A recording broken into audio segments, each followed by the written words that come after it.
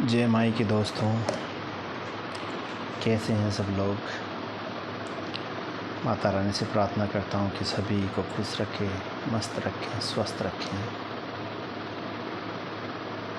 दोस्तों, अभी मन में एक ख्याल आया था कि जैसे कोई इंसान चारों तरफ से दुखों से घिरा हुआ है, संकट पे संकट आए जा रहे हैं, कोई उसका साथ नहीं दे रहा है, तो वो इंसान क्या करेगा।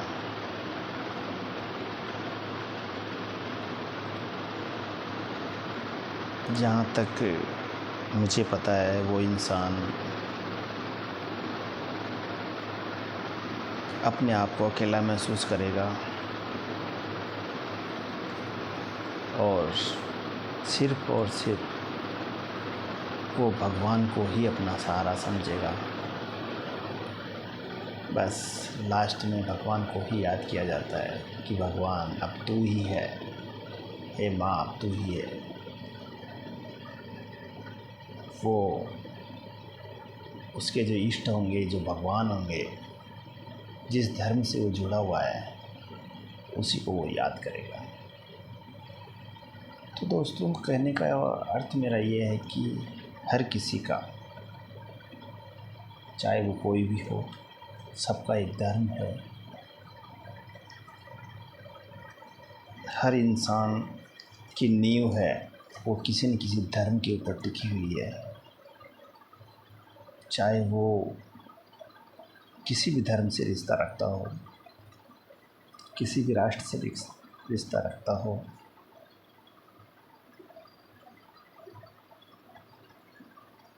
मेरे हिसाब से धर्म और राष्ट्र एक दूसरे के पूरक हैं। अगर राष्ट्र है तो धर्म है, और धर्म है तो राष्ट्र है।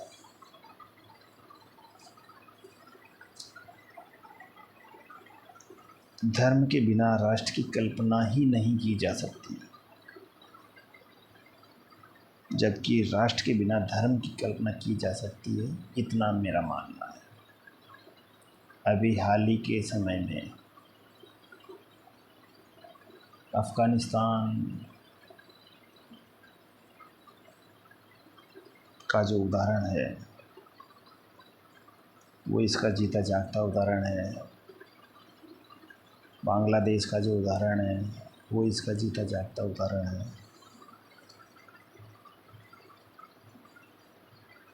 तो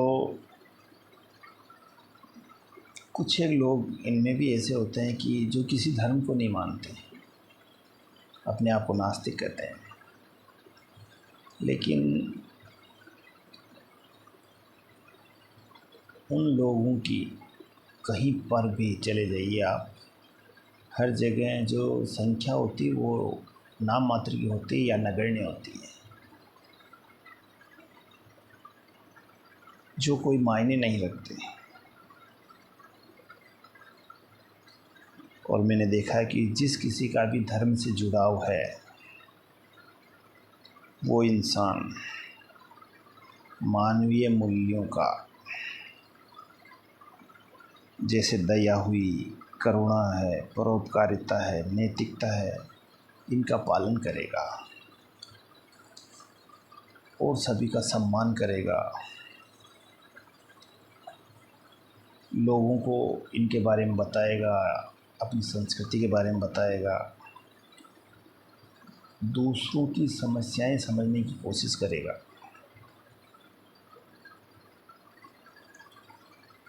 और लोगों को दुखों से निकालने की कोशिश करेगा।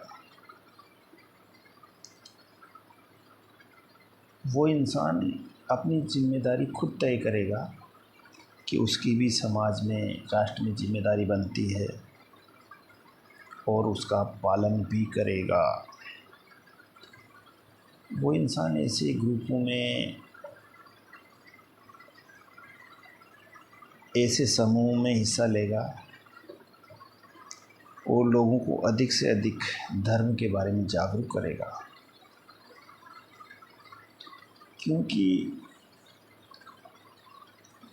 उसने इस दर्द को देखा है कि जो धर्म से जुड़ा हुआ नहीं है उसका क्या होता है, या जब धर्म पे संकट आता है या धर्म को मानने वाले जब कम हो जाते हैं, नाम मात्र के रह जाते हैं और जो गलत लोग हैं उसके ऊपर जब आक्रमण करने लगते हैं, बुरी भावना रखने लगते हैं, तो उसका क्या होता है।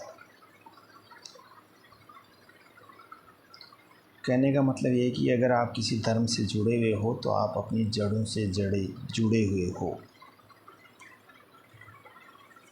कभी भी धर्म विरोधी ताकतों का प्रत्यक्ष और अप्रत्यक्ष रूप से सपोर्ट नहीं करना चाहिए। गीता में भी भगवान कृष्ण ने कहा है कि किसी विशेष परिस्थिति में या किसी जाने अनजाने में उचित कार्य जो जन कल्याण के लिए हो वही धर्म कहलाता है।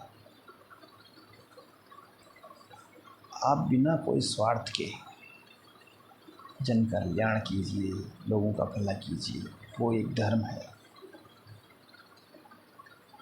अब दोस्तों बात आती है कि धर्मों में बहुत सारे धर्म हैं,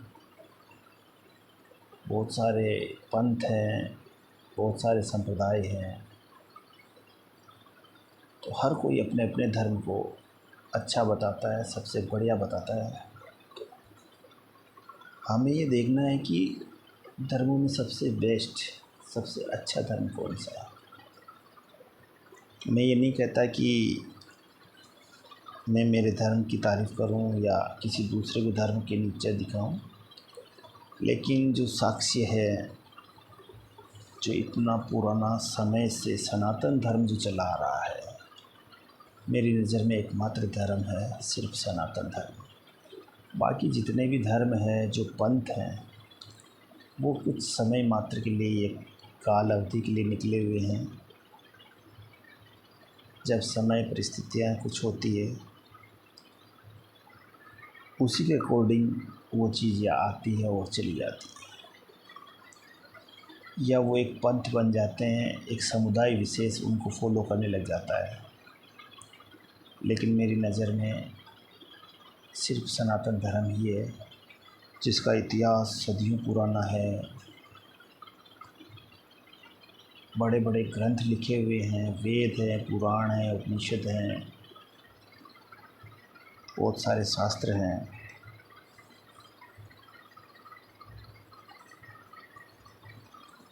जो कि बताते हैं कि सबसे पुराना और सबसे जो सुंदर धर्म है वो सनातन है।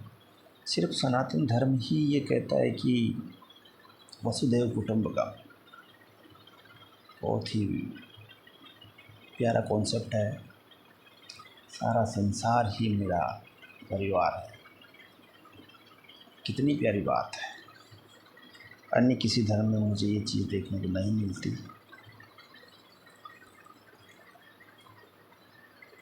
साथ ही जो दूसरे धर्म हैं उनमें जो उनके जो भगवान हुए हैं, जो दूत हुए हैं, वो कहते हैं कि हम ऊपर वाले के भेजे हुए दूत हैं, पैगंबर हैं, मसीहा हैं।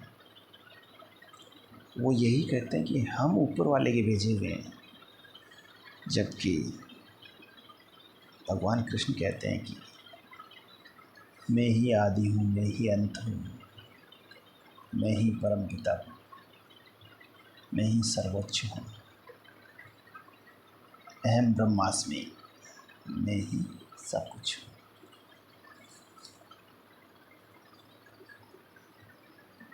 तो दोस्तों धर्म से सदैव जुड़े रहिए। धर्म वो ही सही है जो मानव मात्र की या सजीव मात्र की उत्थान की बात करे, कल्याण की बात करे। और सनातन धर्म में वो सारी चीज़ें कूट कूट के भरी हुई है। सनातन धर्म में हर एक कण में भगवान को माना गया है, जिसका कि दार्शनिक और वैज्ञानिक दोनों ही दृष्टिकोण से महत्व बताया गया है। सनातन धर्म किसी जाति वर्ग के उत्थान की बात नहीं करता, बल्कि संपूर्ण विश्व के कल्याण की बात करता है।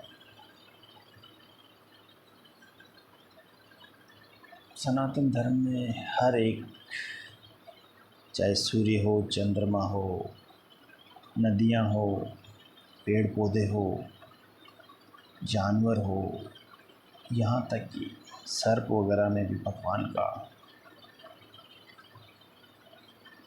एक प्रतिबिंब देखा है और सभी को पूजा जाता है।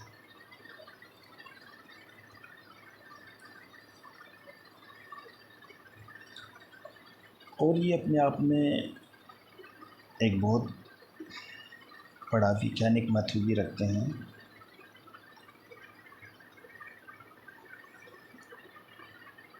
हिंदू धर्म में, या यूँ कहूँ सनातन धर्म, क्योंकि सनातन धर्म ही हिंदू धर्म है, इसमें व्रत उपवास वगैरह इनका भी एक बहुत बड़ा महत्व है, जो कि अब विज्ञान मानने लगा है कि व्रत करने से, उपवास करने से शरीर को कितना फ़ायदा होता है।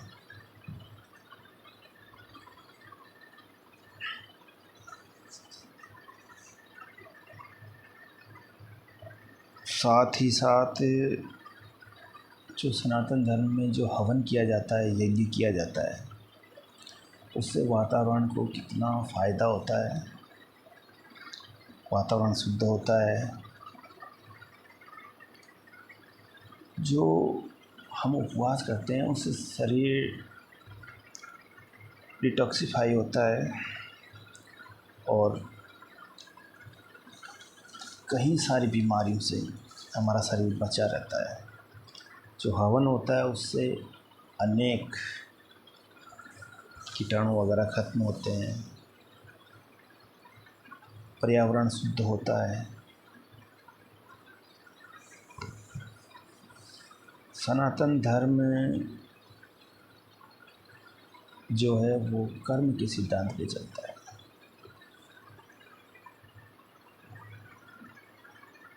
और कर्म व्यक्ति की वर्तमान और भविष्य की परिस्थितियों को प्रभावित करते हैं। यही सिद्धांत फिर लोगों को ईमानदारी से कार्य करने की प्रेरणा देता है, क्योंकि कर्म से ही भाग्य का निर्धारण होता है।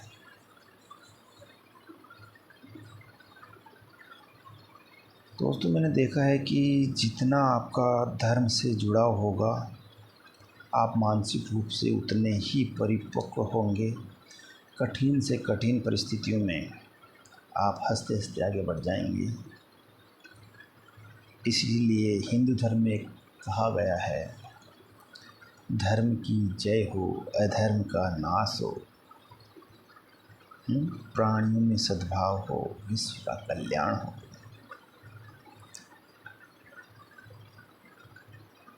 अधर्म कितना ही बड़ा क्यों न हो, धर्म के आगे नतमस्तक होगा ही होगा। इसलिए दोस्तों, धर्म से जुड़े रहिए और आगे बढ़ते रहिए। सदैव अपने धर्म को आगे बढ़ाइए, उसकी रक्षा कीजिए, मस्त रहिए, खुश रहिए। मेरी माता रानी का आशीर्वाद आप पे सदैव बना रहे। जय माई की।